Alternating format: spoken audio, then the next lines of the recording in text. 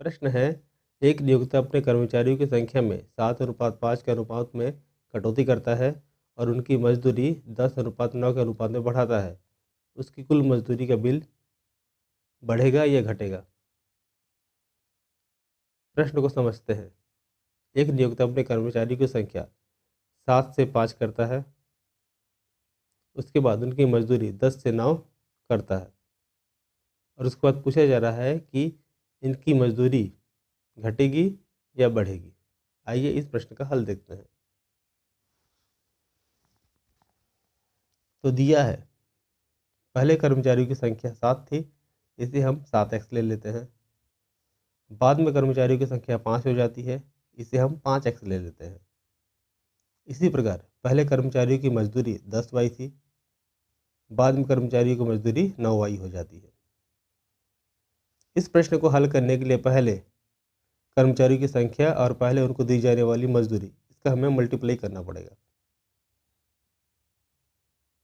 यानी कि पहले कर्मचारी को दी जाने वाली कुल मजदूरी 7x गुणे 10y बराबर 70xy।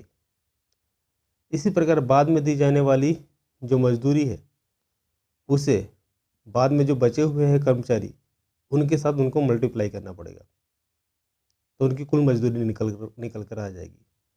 इसी प्रकार बाद में दी जाने वाली कुल मजदूरी होगी 5x गुणित 9y। 5x यहाँ पर कर्मचारियों की संख्या थी और उनको बाद में दी जाने वाली जो मजदूरी है वो 9y है। तो हम इनका मल्टीप्लाई करेंगे तो 45xy आ जाएगा। यानी कि कर्मचारियों को पहले जो मजदूरी मिलती थी कुल मजदूरी वो थी 70xy और बाद में जो कुल मजदूरी मिली वो है 45xy।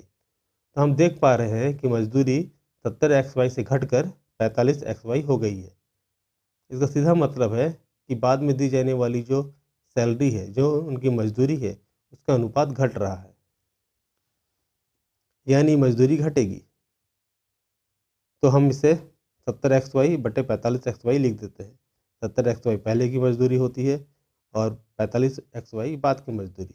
xy से xy को काट देंगे तो हमारे पास जो इसका अनुपात निकलेगा, सरल करने के बाद 14:9 निकलेगा। तो हमारा उत्तर आ रहा है 14:9। यानी इस प्रश्न का हल है ऑप्शन नंबर बी, 14:9।